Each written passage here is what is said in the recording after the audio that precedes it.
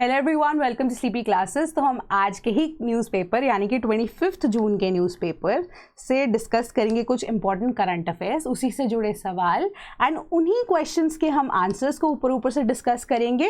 And detailed answers के लिए आप लिंक को फॉलो करेंगे जो डिस्क्रिप्शन बॉक्स में आपको मिलता है। तो इसी लेक्चर की अगर आप PDF एज इट इज़ चाहते हैं कि ये PPT कन्वर्ट होकर या विद रिस्पेक्ट टू देखा जाए कि करंट अफेयर्स में क्या क्या अपडेट्स आ रही हैं, तो हमारा टेलीग्राम ग्रुप है जिसका लिंक आपको यहाँ पर पिन कमेंट्स में मिल जाएगा, तो आप उसे भी ज्वाइन कर सकते हैं फॉर एक्स्ट्रा इन्फॉर्मेशन, राइट। तो सबसे पहले हम शुरुआत करते हैं कि हरियाणा में बैन 11 बासमती पेस्टिसाइड्स। तो वैसा है कि एक रिपीटेड फैक्ट मैं आपको बार बार बता रही हूँ कि रिसेंटली न्यूज़ में भी था कि इंडिया ने सरपास कर लिया है चाइना को।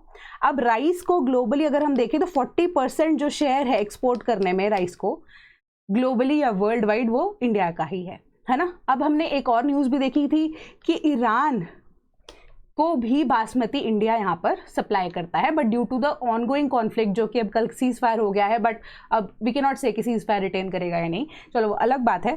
तो अब ईरान को भी इंडिया बासमती यहाँ पर एक्सपोर्ट कर रहा है, बट बाकी नेशंस को भी यहाँ पे एक्सपोर्ट कर रहा है। बट अब due to the presence of MRL, ठीक है, बहुत ज़्यादा हाई रिजेक्शन रेट आ रही है। कहाँ से आ रही है? European union, US, Japan, Oman, Kuwait, Lebanon and UAE से।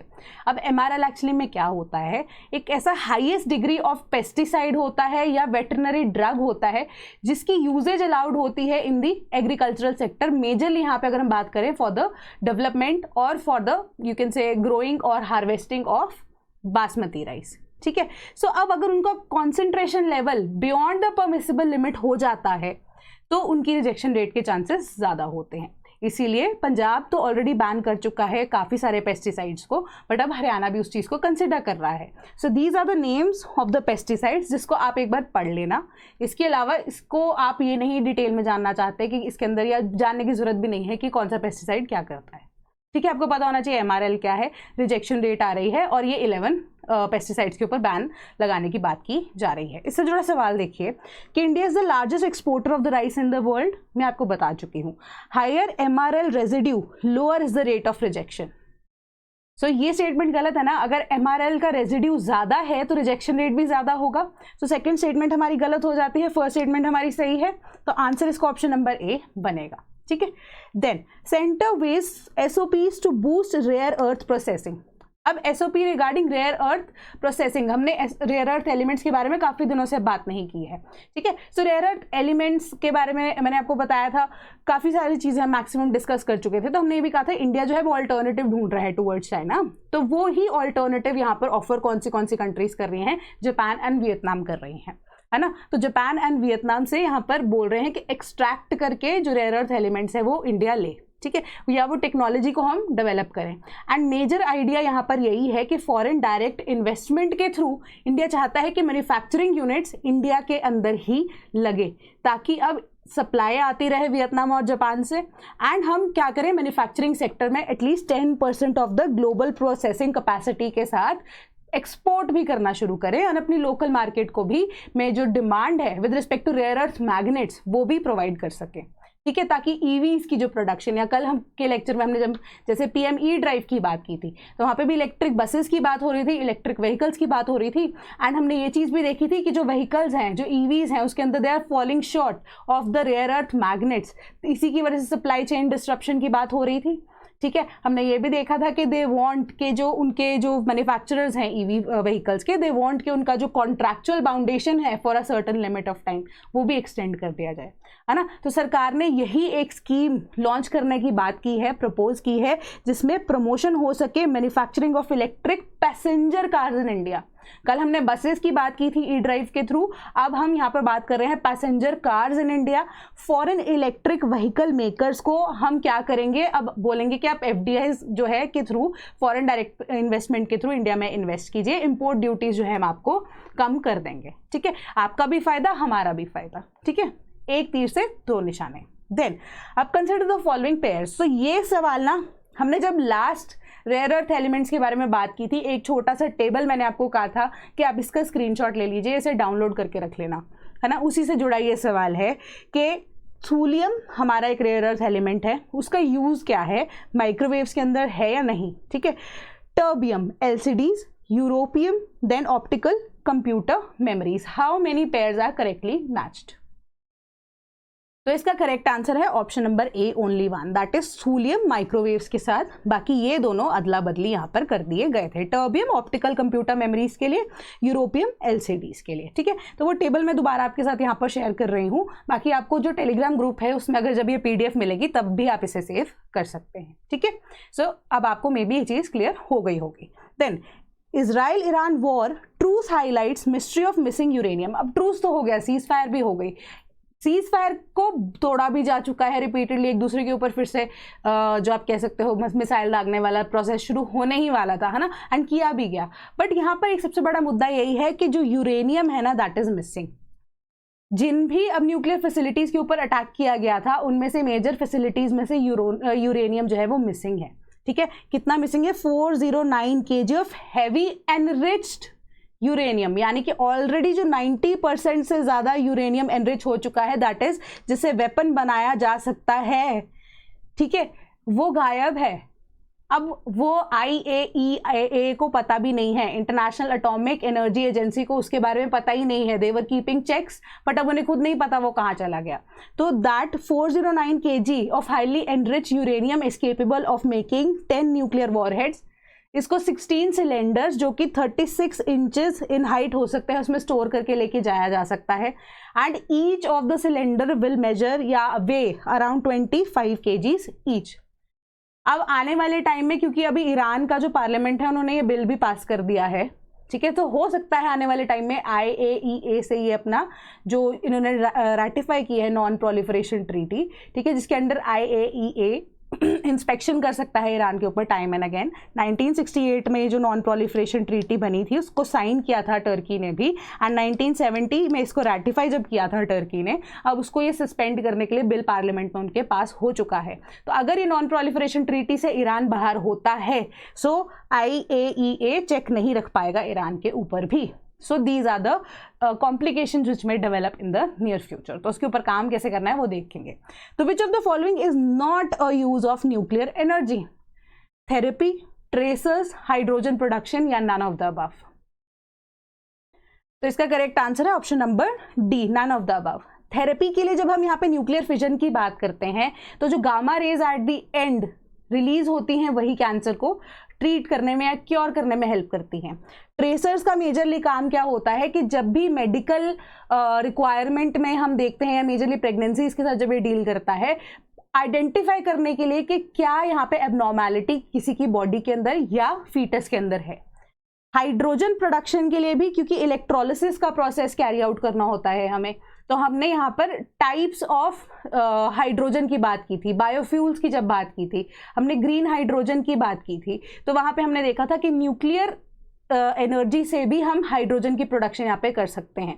तो उसको हम कौन सा कलर बोलते थे, कौन से कलर की हाइड्रोजन बोलते थे? पर्पल, पिंक, येलो, व्हाइट, हमने बहुत सारे डिस्कस की थी, तो आप मुझे कमेंट बॉक्स में मुझे ज़रूर बताना, ठीक है। सो करेक्ट आंसर है इसका ऑप्शन नंबर डी, के all these are used in from nuclear energy, these are the uses, ठीक है।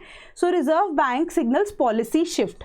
पहले हमने ये देखा था कि जो रिजर्व बैंक है वो अब supply of money in the market बढ़ाने की बात कर रहा था, ठीक है, बट अब बिल्कुल ऑपोजिट होने की यहाँ पे बात की जा रही है। एंड अब रिसेंटली हमने शिफ्ट देखा है कि जो लोग हैं वो हाई रिस्क बॉन्ड्स में इन्वेस्ट करने को तैयार हैं, कि ज़्यादा रिस्क लेकर वो ज़्यादा प्रॉफिट लेने को तैयार है, ज़्यादा यील्ड लेने को तैयार है when it comes to bonds, ठीक है। तो अब क्या कर रही है जो RBI, उन्होंने बोला है कि ठीक है पॉलिसी शिफ्ट यही है, तो वो अब 7 डेज का variable rate reverse repurchase auction conduct करा रही है, and for the very first time after नवंबर इन्होंने ये चीज़ शुरू की है, ठीक है। सो एक तरह से आप लगा लीजिए कि रिवर्स रेपो रेट की तरह इसको माना जाता है, ठीक है। तो अब ये जो पैसा इकट्ठा होगा, अब इसके तहत क्या है कि बैंक्स के पास जो एक्स्ट्रा सरप्लस पैसा बचा हुआ है, RBI जो है थ्रू ऑक्शन जितना भी पैसा है वो अपने पास रखेगी और उसी पैसे को इन्वेस्ट करना चाहेगी in the short term bonds only. Long term bonds में इसको इन्वेस्ट करना RBI भी यहाँ पर नहीं चाहती, ठीक है। सो अब इससे जो है अलग अलग चीज़ें हो सकती है। फैक्टर क्या है कि परचेजिंग पावर पैरिटी या purchasing power of the banks also या फॉर द पीपल ऑल्सो वो कम होने के चांसेस हैं, तो supply of money in the market जो है वो कम होने के चांसेस है। आने वाले टाइम में हम देख सकते हैं कि जो इन्फ्लेशन रेट हमारा कम हो रहा था मे भी थोड़ा थोड़ा बढ़ना यहाँ पर शुरू हो जाए, ठीक है। सो इससे जुड़ा सवाल हमारा यही है कि higher the variable rate reverse repo less the supply of money in the market, then less supply of money in the market means high rate of interest for loans. Which of the statements above is or are correct? तो variable rate reverse repo, ठीक है, variable rate पे हम reverse repo rate लगाएंगे, ठीक है। अब repo rate पे जैसे आरबीआई देता है पैसे, रिवर्स रेपो रेट पे जब आप पैसे जमा करा रहे हैं, बैंक पैसे जमा करा रहे हैं, कितने पैसे या कितना रेट ऑफ इंटरेस्ट अब बैंक को मिलेगा, तो वो वेरिएबल रेट पे थ्रू ऑक्शन पे डिसाइड होगा, ठीक है। तो वो चीज़ कैरी आउट की जा रही है। तो फर्स्ट स्टेटमेंट हमारी करेक्ट है कि अगर हमारा supply of money in the market कम हो जाएगा, ठीक है, बैंक्स के पास पैसा नहीं होगा देने के लिए आपको, ठीक है, तो आपके पास अब आप देख सकते हो कि supply of money in the market कम होगी, लोग वैसे भी इन्वेस्ट नहीं करना चाहते हैं इस टाइम पे, है ना, अगर कर भी रहे तो बॉन्ड्स के अंदर है ज़्यादातर इंटरेस्टेड। तो less supply of money in the market means high rate of interest for the loans, कि अगर आप पैसा चाहते हैं, लिक्विड कैश चाहते हैं, तो ऑब्वियस सी बात है रेट आपको, यानी कि वो लोन लेने का पैसा जो है वो आपको महंगा पड़ेगा या लोन लेना महंगा पड़ जाएगा। तो दोनों की दोनों स्टेटमेंट्स हमारी करेक्ट हो जाती हैं। Correct answer option number C, both of them, ठीक है। Then Japan conducts first missile test. तो ऐसा हुआ है कि जापान की सॉइल पे for the very first time उन्होंने मिसाइल का टेस्ट कराया है, जो कि अब टेस्ट किया है टाइप 88, इसको बोला जा रहा है surface to ship short range missile है, ठीक है, इन्होंने ये लॉन्च की है। बट इससे पहले जब भी जितने भी टेस्ट जापान ने कंडक्ट किए हैं, या तो वो यूएसए के सॉइल पे किए हैं या ऑस्ट्रेलिया के सॉइल पे किए हैं, ठीक है, दोनों ही उनके अच्छे एलाइज हैं, दोनों के साथ ही उनके रिलेशंस अच्छे हैं, ठीक है। इससे रिलेटेड बस अब यही आपको इंफॉर्मेशन जाननी जरूरी थी। बट अब हम मैपिंग के ऊपर पूछ लेते हैं सवाल आपसे कि which of the following water bodies does not lie around Japan? Yellow sea, Aral sea, Pacific ocean, Philippine sea. तो इसका करेक्ट आंसर है option number B, that is Aral sea, ठीक है। तो अब हम जापान के मैप को ना प्लीज थोड़ा सा ना ओवरव्यू ले लेना उसका। बहुत सारे यहाँ पर हमारे पास स्ट्रेट्स एग्जिस्ट करते हैं, ठीक है, तो आपको इस स्ट्रेट्स के बारे में पता होना चाहिए, कौन सी स्ट्रेट कहाँ पे है। 4-5 तो मैंने यहीं पे मैप पे आपको मार्क करके दे दी है ना, कि कौन से आइलैंड ऑफ जापान को कहाँ से सेपरेट कर रही है वो, या कौन सी कंट्री से सेपरेट कौन सी स्ट्रेट कर रही है ना, तो कौन सी वाटर बॉडी है, उसी से रिलेटेड आपको सवाल नेक्स्ट स्टेप में अगर कुछ भी न्यूज़ में आता है मैं आपको वही पूछूंगी, ठीक है। तो मैं पहले से बता रही हूँ, तो इस चीज़ को रट लेना। अभी बेसिक सा सवाल था, सिंपल सवाल से शुरुआत करते हैं, ठीक है। So correct answer option number B. Then climate finance, India takes lead in concerning developed nations. तो बेसिकली ना यहाँ पे हमने बॉन कन्वेंशन के बारे में भी बात की थी, जो कि जर्मनी में हर साल होती है, जिसमें मैंने आपको एक चीज़ बोली थी कि मैंने भी एक लेटेस्ट फाइंडिंग यहाँ पर देखी है कि बॉन कन्वेंशन में जो चीज़ डिसाइड हो जाती है हर साल में, हमारे कॉप जो होता है उसके अंदर वही चीज़ के ऊपर सिर्फ और सिर्फ एग्रीमेंट होता है, डिस्कशन के बाद, बातचीत करने के बाद उसी के ऊपर एग्रीमेंट होता है, राइट। तो बॉन कन्वेंशन एक तरह से पेरेंट है of the conference of parties जो कि होती है ना। तो उसी से रिलेटेड क्लाइमेट को फाइनेंस करने के लिए हमारा जो पेरिस एग्रीमेंट हुआ था 2015 के अंदर, वहाँ पे पेरिस एग्रीमेंट के अंदर भी क्या चीज़ बोली गई थी कि डेवलप्ड नेशंस का योगदान देना बहुत ज़्यादा ज़रूरी है, ठीक है। And with respect to that जो उनको फंडिंग है वो भी डेवलप्ड नेशंस को यहाँ पर देना ज़्यादा बनता है। क्यों? क्योंकि इंडस्ट्रियलाइजेशन जो है वो डेवलप्ड नेशंस में पहले शुरू हो गई थी। तो अभी उन्होंने ये चीज़ प्रॉमिस की थी डेवलप्ड नेशंस ने इन COP29 के 3 times देयर एक्चुअल अमाउंट जो भी वो फंडिंग प्रोवाइड कर रहे हैं बाय 2035 हर साल वो देना शुरू करेंगे, ठीक है।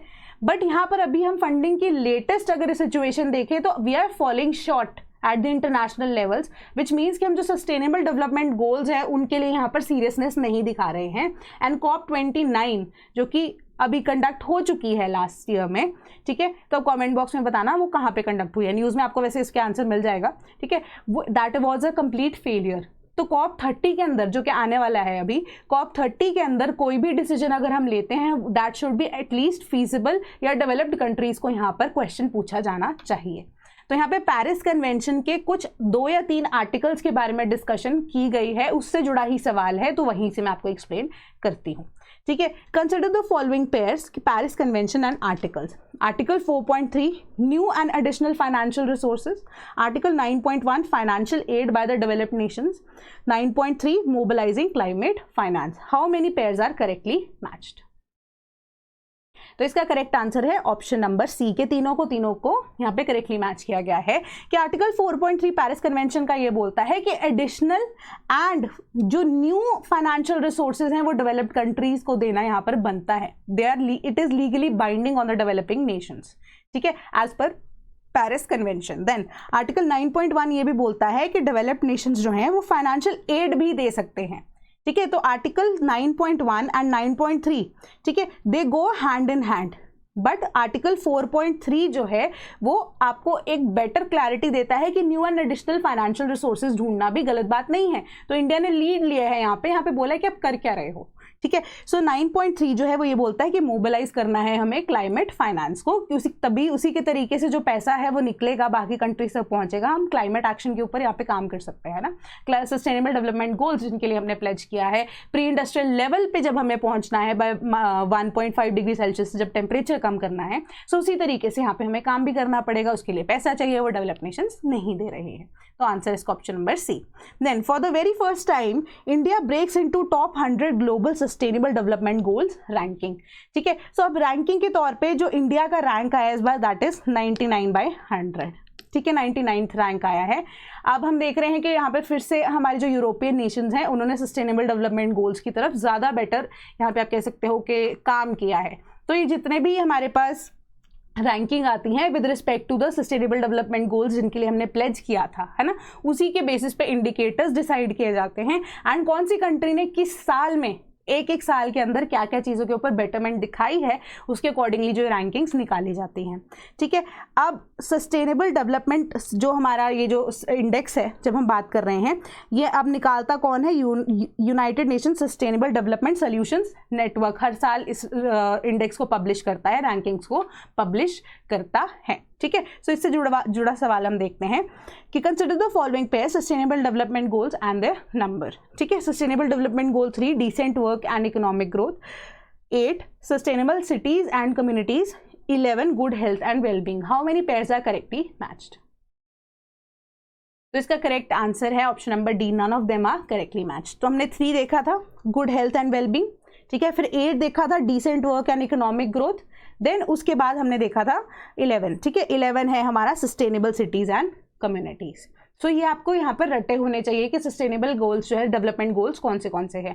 जिससे जुड़ी ना एक वीडियो भी मैंने बनाई थी, तो मैं आपको ऐड कर दूंगी वो वीडियो, यहाँ पे आपको ऊपर लिंक मिल जाएगा, तो आप एक तरह से रट सकते हैं उन वीडियो के थ्रू इन सस्टेनेबल डेवलपमेंट गोल्स को भी, ठीक है। सो अब नेक्स्ट करंट अफेयर की तरफ बढ़ते हैं कि ग्रीस में ऑलरेडी जिसमें हमारा एगन आइलैंड जो है वो अब वहाँ पर हमारे पास क्या है, वाइल्ड फायर जो है that is on going, out of control हो गई है, तीसरा दिन है ये, ठीक है। तो उसकी इमेज मैं आपको यहाँ पर दिखा रही हूँ just because places in news जब हम पढ़ते हैं तो एगन आइलैंड के बारे में आपसे पूछा जा सकता है ना, मैपिंग से रिलेटेड सवाल भी पूछा जा सकता है। एगन आइलैंड जो है वो ग्रीस का ही पार्ट है ना, तो उससे जुड़ा अब हम मैपिंग का ही सवाल देख लेते हैं। Which of the following water bodies does not lie around not Japan Aegean islands,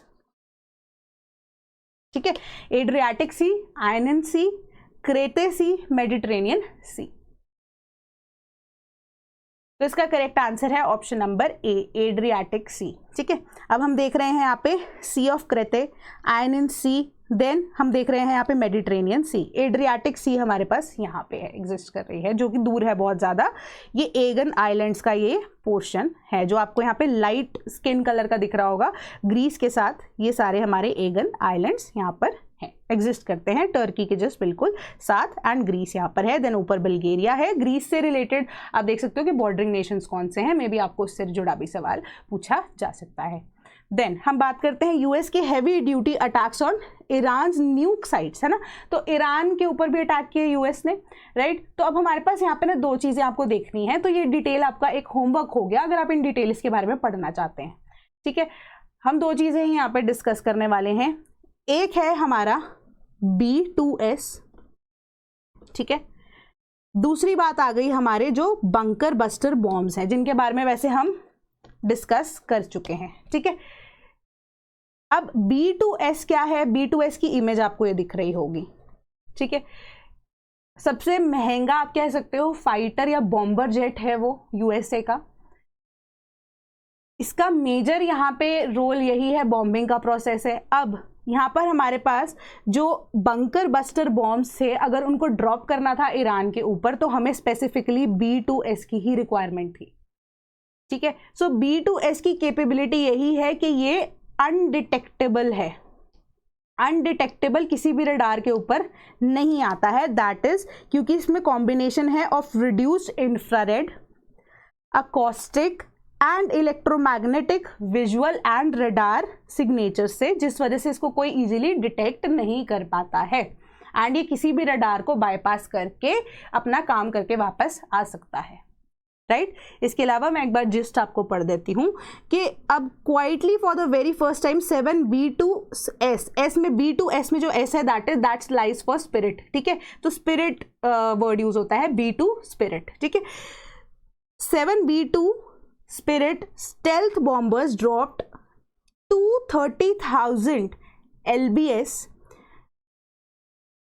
B2B massive ordnance penetration bunker buster bombs Fordow की फैसिलिटी में एंड अप्रॉक्सीमेटली 6:40 PM EDT, ये उनके वहाँ पे मिलिट्री के जो लीडर है या हेड हैं उन्होंने ये चीज़ बताई है, ठीक है। अब हमारे पास जो ये MOP है, जो कि हम बंकर बस्टर बॉम्ब्स बोलते हैं या मैसिव ऑर्डिनेंस पेनिट्रेटर जिसको हम बोलते हैं, ये अब एक ऐसा वेपन है कि एक डिफ़िकल्ट कॉम्प्लिकेटेड सिचुएशन में या मिशन के लिए चाहिए होता है जब हमें अंडर द लैंड किसी भी जगह पे डिस्ट्रक्शन कॉज करनी है। फोर्डो के केस में हमने ऑलरेडी ये चीज़ डिस्कस की थी कि ये एक अंडरग्राउंड न्यूक्लियर फैसिलिटी है जिसको बहुत लेटर स्टेज पे ईरान ने रिकॉग्नाइज किया था एंड बहुत टाइम से ये काम चुपके चुपके चल रहा था, ठीक है। फोर्डो फैसिलिटी पे इन्होंने ये B2B आप कह सकते हो BBB या BBB या आप कह सकते हो MOP, that is massive ordnance penetrator के थ्रू ही अटैक करना ज़रूरी समझा। एंड दिस पर्टिकुलर टेक्नोलॉजी सिर्फ और सिर्फ ये USA के पास ही है अभी तक, है ना। तो इसी तरीके से USA ने उसे डिस्ट्रॉय कर दिया। बट एक क्वेश्चन ना जाते जाते मैं आपके पास छोड़ के जाना चाहती हूँ इससे रिलेटेड ही, कि अगर ये सब चीज़ें न्यूक्लियर फैसिलिटीज़ ऑलरेडी डिस्ट्रॉय कर दी थी USA ने, ठीक है, सो उससे पहले ही यूरेनियम निकाला जाना चाहिए था क्योंकि ये यूरेनियम एनरिचमेंट फैसिलिटी ही थी फोर्डो की, है ना। तो यहाँ पे अगर बॉम्ब ड्रॉप किया गया है तो ऑब्वियस सी बात है, इतना सोच समझ के, तो USA is a responsible country, सोच समझ के ही किया जाना चाहिए था ना कि अगर इसके ऊपर अटैक करते हैं तो हो सकता है कि हमारे पास लीकेज हो सके, है ना। तो it seems dicey to me at this point के USA being a responsible country कि क्या ये पॉसिबिलिटी है कि आप न्यूक्लियर फैसिलिटी को डिस्ट्रॉय कर रहे हैं, आपको ये चीज़ पता भी है कि वहाँ पे न्यूक्लियर एनरिच्ड यूरेनियम हमारे पास यहाँ पे पड़ा हुआ है, कि उसका लीकेज होने के चांसेस हैं या नहीं, है ना। सो उसी से जुड़ा यहाँ पे थोड़ा सा डाइसी सिचुएशन है हमारे पास। आगे क्या है क्या नहीं वो नहीं पता, बट अभी तक हमें पता है कि यूरेनियम जो है वो गायब है ना। सो इसी से आप सोच सकते हैं कि मे बी क्या चीज़ें हो सकती हैं, क्या सही होंगी क्या गलत होंगी। That is not my option या that is not a decision that is mine to make, ठीक है। सो अभी सवाल हम देखते हैं कि B2Bs are service intensive. Second, B2Bs can be easily detected but not attack due to their high speeds. Which of the statements above is और are correct? तो इसका करेक्ट आंसर है option number A1 only. Service intensive क्यों है? क्योंकि अगर आपको किसी भी तरह की रेडियो फ्रीक्वेंसी में नहीं आना है एंड बिल्कुल जेट ब्लैक आपका कलर है ना, तो ऑब्वियसली उस चीज़ को मेंटेन करने में आपको बहुत ज़्यादा टाइम लगेगा, ठीक है। सो मेंटेनेंस का कॉस्ट भी इसका ज़्यादा है, एक तो कंस्ट्रक्शन कॉस्ट भी बहुत ज़्यादा है, उसके बाद मेंटेनेंस ग्रुप जो कॉस्ट है वो भी बहुत ज़्यादा है ना। सो अब मुझे ना कॉमेंट बॉक्स में ये चीज़ भी बताना कि कौन सी कंपनी है जिसने ये जो B2s है, ठीक है, B2 स्पिरिट है, ठीक है, उनको डेवलप किया है, ठीक है। एक पर्टिकुलर ग्रुप है, उससे पहले N से नाम शुरू होता होगा, न्यूज़ के अंदर आपको मिल जाएगा, ठीक है। सो B2S जो है वो इजीली डिटेक्टेबल नहीं है, ठीक है, अटैक नहीं किया जा सकता इनके ऊपर क्योंकि डिटेक्ट ही नहीं हो पाते, हाई स्पीड तो बहुत दूर की बात है ना। तो हमारा करेक्ट आंसर यहाँ पे ऑप्शन नंबर A बन जाता है। So in case if you are preparing for UPSC and अगर आपको कोर्स में एनरोल होना है for the year of 2026, so इसको कोर्स को एक बार आप चेक आउट कर सकते हैं। लिंक आपको डिस्क्रिप्शन बॉक्स में मिल जाएगा and similar for the case of test series आपको लिंक यहाँ पर डिस्क्रिप्शन बॉक्स में मिल जाएगा। That is all from my side today. Thank you so much.